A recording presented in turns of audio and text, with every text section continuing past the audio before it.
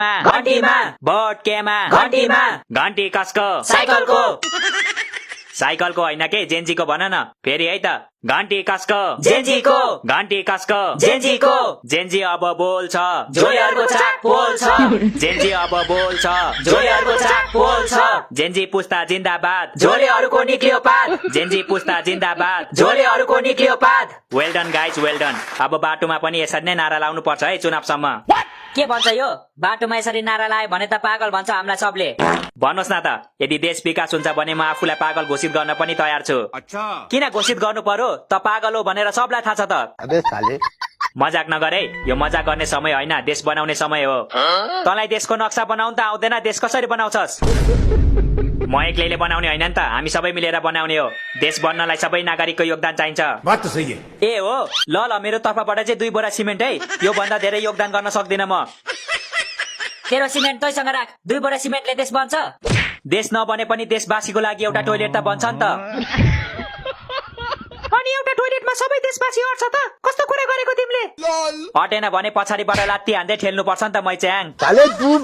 ओइ धेरै बकवास नगर त तँलाई देशको चिन्ता छैन छ नि देशको होइन मलाई त विदेशको पनि माया छ त्यसैले अर्को महिना विदेश जाँदैछु म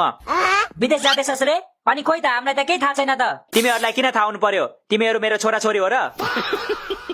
अनि भोट नहाली जाने तिमी विदेश भोट त म हालिहाल्छु नि यदि हाल्न पाइन भने पनि तिमी छौ त तिमी हाल्दौ न मेरो भोट आफ्नो भोट आफै हाल्नु पर्छ थाहा छैन तिमीलाई कसरी थाहा हुन्छ त कहिले हालेको भए पो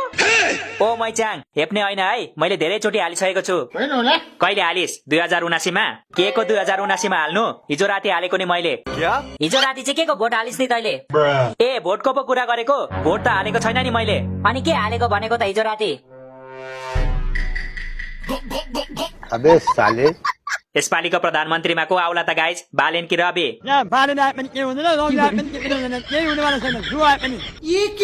ओइ तेरो स्वरलाई के भयो किन बाख्रा जस्तो बोलेको खोइ घरिघरि कसको आत्मा चढ्छ को नि यस्तै स्वर निस्किन्छ मैले भन्नु खोजेको चाहिँ रवि र बालेन प्रधानमन्त्री बन्दैन के हर्क साम्पाङ बन्छ प्रधानमन्त्री तेरो बाउले भन्थ्यौ बन्छ हर्क साम्पाङ जतिखेर पनि बालेनको खेदो खनिरा हुन्छ अरूको खेदो खनेर प्रधानमन्त्री बनिन्छ त्यसो भए को बन्ला त यसपालिको प्रधानमन्त्री मलाई थाहा छ को बन्छ यसपालिको प्रधानमन्त्री तेरे नाम टुको हिरो बन्छ तेरे नाम टुको हिरो तेरे नाम टु आइसकेर आएर पनि रौत हटमा रिलिज भइसक्यो अब नेपाल भरि रिलिज हुनु बाँकी छ अनि हिरो चाहिँ को छ त सलमान खान नै हो के को सलमान खान हुन्छ हाम्रो वान एन्ड ओन्ली ऋषि धमरा यस यसपालिको प्रधानमन्त्री उहाँ बन्नुहुन्छ